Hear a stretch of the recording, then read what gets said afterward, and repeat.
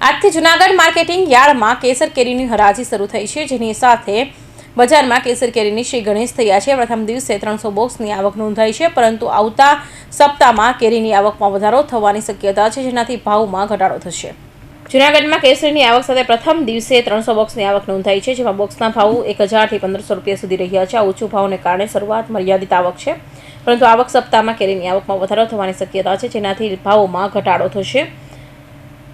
આ વર્ષે પ્રતિકૂળ વાતાવરણને પગલે નવેમ્બર મહિનાના માવઠાના પગલે મોર બળી જતા આ વર્ષે સરેરાશ ઓછું ઉત્પાદન આવવાની ધારણા છે। કમોસમી વરસાદ અને શિયાળાની ઠંડી બરાબર ન જામતા ફ્લાવરિંગ ઓછું રહ્યું છે।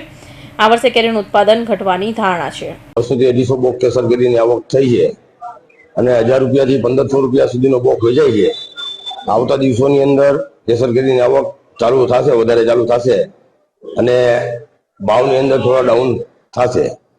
આ વખતે ગ્લોબલ વોર્મિંગના કારણે અને શરૂઆતમાં જે આંબાની અંદર મોરનું ફૂટ થઈ હતી ત્યારે એવું લાગતું હતું કે કેસર કેરી આ ફરી બમ્પર પાક થશે, પણ ગ્લોબલ વોર્મિંગ અને વાતાવરણના લીધે કેસર કેરીના પાકને જબરદસ્ત નુકસાન થયેલ છે।